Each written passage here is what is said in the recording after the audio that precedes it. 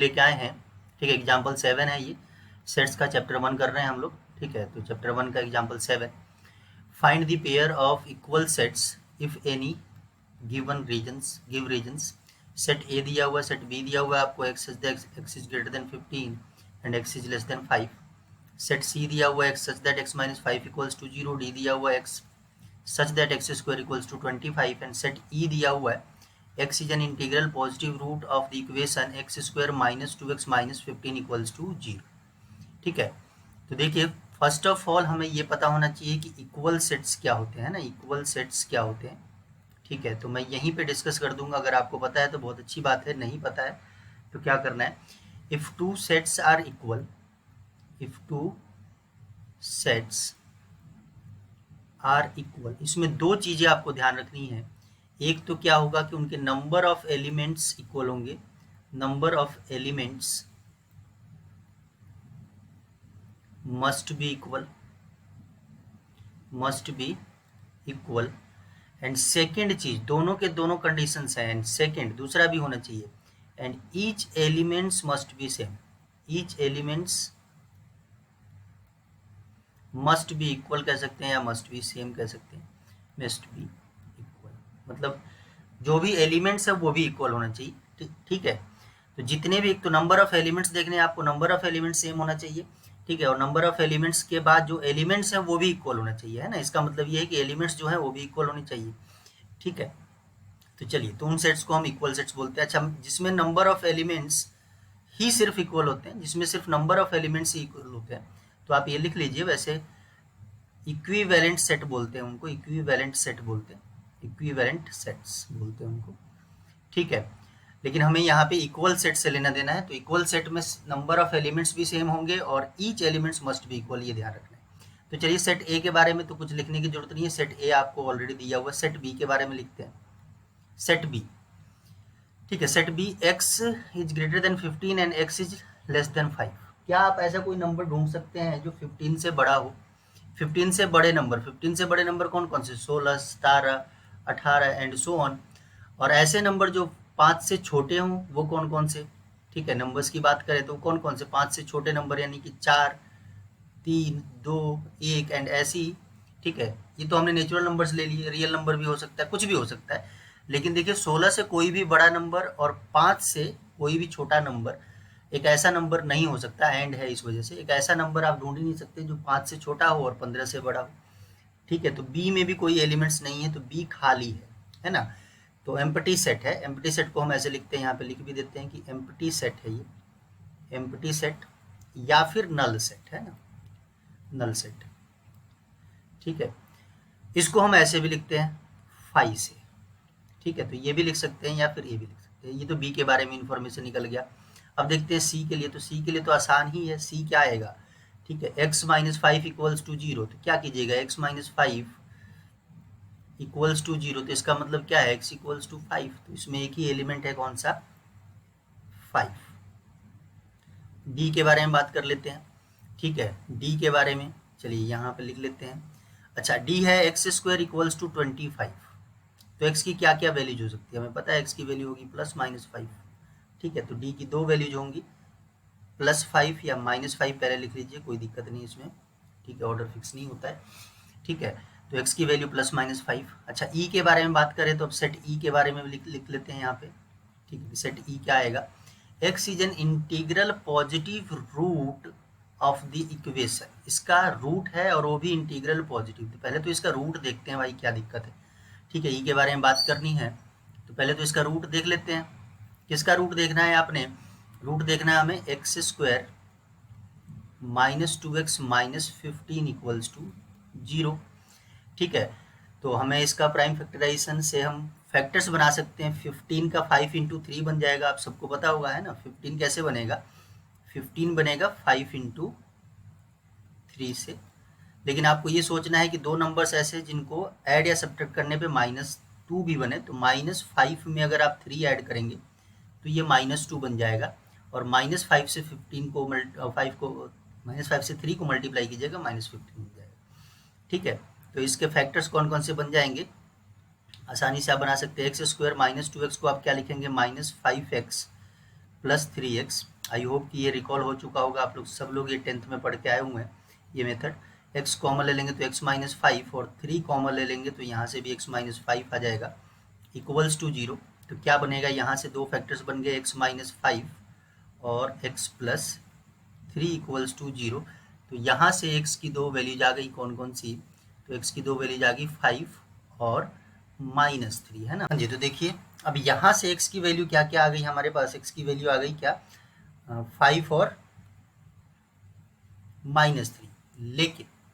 लेकिन क्या है, लेकिन ये है integral positive root of the equation. Integral positive root देखना है, यानी कि इंटीजर भी होना चाहिए और वो पॉजिटिव भी होना चाहिए। तो क्या लिखेंगे आप, ई में सिर्फ यहाँ पे 5 ही है जो इंटीजर है और पॉजिटिव है, पॉजिटिव रूट है। ये भी इंटीजर है लेकिन ये नेगेटिव रूट है, ठीक है, सिर्फ यही पॉजिटिव रूट है, ध्यान रखना है पॉजिटिव रूट है, ठीक है, जो कि इंटीग्रल है। इंटीग्रल भी लिखना है तो आप लिख लीजिए इंटीग्रल पॉजिटिव रूट सिर्फ x इक्वल्स टू 5 है।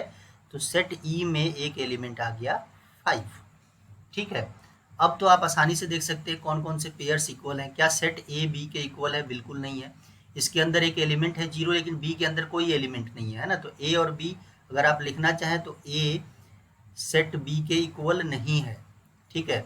ये सेट सी के इक्वल भी नहीं है, ये सेट, ठीक है, सेट बी और सी भी इक्वल नहीं है, ठीक है, लेकिन सी और ई इक्वल है। चलिए हम इसकी बात नहीं करते, ठीक है। तो ये तो इक्वल ही नहीं है, ए बी और सी दिखाई दे रहा है, ए बी और सी और डी भी आपस में इक्वल नहीं है ना, डी भी आपस में इक्वल नहीं है, ठीक है। तो ये चारों सेट एक दूसरे से इक्वल नहीं है। सिर्फ इक्वल क्या दिखाई दे रहा है, ई में 5 एलिमेंट है, एक 5 और सी में एक एलिमेंट है 5। तो इसमें सिर्फ कौन से पेयर्स इक्वल हैं, तो pairs C and E are equal, ठीक है। यही दो सेट हैं जो C and E are equal, सिर्फ एक ही पेयर इक्वल है, ठीक है। चलिए तो अब नेक्स्ट क्वेश्चन देखते हैं। एग्जाम्पल 8 क्या कह रहा है, example 8 which of the following pairs of the sets are equal. इसमें भी आपको पेयर्स ऑफ सेट्स इक्वल बताने, जस्टिफाई करना है आपको आंसर को। तो आप तो सेट को लिख लीजिएगा तो वहीं से वो जस्टिफिकेशन हो जाएगा उसका। तो पहले की बात करते हैं, set of letters in the alloy and B is the set of the letters in the loyal, ठीक है। तो एक्स जो सेट है, सेट एक्स, तो एक्स के बारे में बात कर लेते हैं, पहला कर रहे हैं हम। तो सेट एक्स लिखेंगे, वो क्या है, letters of the word alloy. तो इसके लेटर्स को लिस्ट कर लो, ए एल, एल दो बार आ रहा है, देखिए बार बार भी पहले भी लेक्चर्स में बताया हुआ है कि आप रिपीट नहीं करते एलिमेंट्स को। इसमें एल दो बार आया तब भी आप इसको एक बार ही लिखेंगे, 4 बार आएगा तब भी एक बार लिखेंगे, 100 बार आएगा तब भी एक बार लिखेंगे, ठीक है। तो ओ लिखेंगे और वाई लिखेंगे, तो ये सेट एक्स है। एंड सेट बी की बात हो रही तो सेट बी, ठीक है, ये क्या है, ये भी letters of the word loyal है। तो लोयल के लिख लेते हैं, लोयल का फर्स्ट लेटर एल, फिर ओ, वाई, ए। अब इसमें भी देखिए एल दो बार आ गया है लेकिन एक बार लिखेंगे, ठीक है। तो सेट एक्स और बी, अब क्या एक्स और बी इक्वल हैं, तो देख लीजिए क्या करना है। पहले इसमें भी 4 एलिमेंट्स हैं, इसमें भी 4 एलिमेंट्स हैं, देख लेते हैं कि क्या इसके सारे एलिमेंट्स इक्वल है। सेट ए में, सेट एक्स में ए है, बी में भी ए है, इसमें एल है तो इसमें भी एल है, इसमें ओ है तो इसमें भी ओ है, इसमें वाई है तो इसमें भी वाई है। तो हम यहाँ से लिख सकते हैं कि every element of set X is also the elements of the set B, hence set X is equals to set B. Second, set A और सेट बी दिया हुआ है, सेट ए के एलिमेंट्स लिस्ट कर लेते हैं, देखते हैं कि क्या क्या एलिमेंट्स बनेंगे। इसमें क्या है, n, n such that belongs to integer, इसका मतलब होता है इंटीजर, पता होगा सबको, ठीक है। N square is less than equals to 4, इसको साइड में करके देख लेते हैं क्या मतलब है भाई। N square less than equals to 4, इसका क्या मतलब है। एन की ऐसी वैल्यूज आपने इंटीजर्स रखनी है, इंटीजर्स ध्यान रखना है, जिसका आंसर हमेशा 4 से छोटा है, 4 से छोटा है। देखिए अब ध्यान से, 2 तो दिखाई दे रहा है, 2 का स्क्वायर 4 आ जाएगा, 1 रखेंगे तो 1 का स्क्वायर 4 से छोटा आएगा, बिल्कुल आएगा। 0 रखेंगे तो 0 का स्क्वायर 4 से छोटा आएगा, बिल्कुल सही है। -1 रखेंगे तब भी -1 का स्क्वायर भी जो आएगा वो 1 आएगा, वो 4 से छोटा ही है, हमें चाहिए। इसका मतलब क्या है, इक्वल टू या फिर छोटा हो, है ना, इन दोनों, इसका दो मतलब है। -2 रखेंगे तब भी ये 4 के बराबर आ जाएगा, है ना। -2 का स्क्वायर कितना आएगा, -2 का स्क्वायर तो 4 ही आएगा, ये तो 4 के बराबर आ गया। लेकिन अगर आपको ये, अब इससे आगे चलेंगे, -3 रख के देखिए, -3 का स्क्वायर कितना आ जाएगा, ये 9। क्या ये 4 से छोटा है? बिल्कुल नहीं है, ठीक है, और ना ही 4 के बराबर है। तो -3 मतलब -3 के बाद वाले नंबर्स तो नहीं आएंगे, है ना। अगर -3 कोई सोचे, -4 सोचे, तो ये वाले नंबर इससे बड़े बिल्कुल ये आने ही नहीं है। इधर भी अगर सोचे 3 4 तो वो भी नहीं आने हैं, है ना। 3 का स्क्वायर वो भी 9 आ जाएगा। तो क्लियर है कि सेट ए में एलिमेंट्स कौन कौन से आने हैं, 2 1 0 -1 और 2। अब सेट बी की बात कर लेते हैं। सेट बी में x belongs to real number and x square -3x + 2 = 0। तो इसको भी एक क्वाड्रेटिक सॉल्व कर लेते हैं, क्या दिक्कत है, ठीक है। तो ये तो हम बचपन से ही सॉल्व करते आ रहे हैं क्वाड्रेटिक ऐसे, ठीक है। तो बी के एलिमेंट्स लिखने के लिए चलिए हम क्वाड्रेटिक इधर सॉल्व कर लेते हैं। तो x स्क्वायर -3x + 2 = 0, क्या बनेंगे इसके रूट्स, ठीक है। तो एक्स स्क्वायर ही तो सिंपल है, -2x - x + 2 बना देते हैं = 0। x कॉमन ले लेंगे तो x - 2, और यहाँ से -1 कॉमन ले लेंगे तो x - 2, ठीक है। ये सारा कुछ आप अभी 10th में करके आ चुके हैं, ठीक है। तो x - 1 = 0। तो यहाँ से x की दो वैल्यूज आ जाएंगी, कौन कौन सी, 2 और 1, है ना। x की वैल्यू जाएंगी 2 और 1। तो b में आ गया 2 और 1। अब क्या a इक्वल है b के, बताइए जरा। 2 तो है भाई, 1 तो है, लेकिन 0 नहीं है। 0 जो सेट ए में है वो बी में नहीं है, तो ये इक्वल नहीं है, ठीक है। तो आप ऐसे लिख सकते हैं। अच्छा, इसको एक्सप्लेन करना हो, अगर या स्कूल के एग्जामिनेशंस वगैरह में सब्जेक्टिव क्वेश्चन आता है तो लिखना हो, तो आप कैसे लिखेंगे कि 0 बिलोंग्स टू सेट ए, बिल्कुल है सेट ए में, but 0 does not belongs to set B, therefore this implies A is not equals to B. आप कोई भी एक एग्जाम्पल ले सकते हैं, मैंने 0 का लिया, -1 भी तो नहीं है इसमें, तो आप -1 लिख सकते हैं यहाँ 0 की जगह पे। 2 भी तो नहीं है, तो आप 2 लिख सकते हैं। समझ आ गई बात ये। चलिए, तो ये एग्जाम्पल 7 और 8 हमने डिस्कस किया।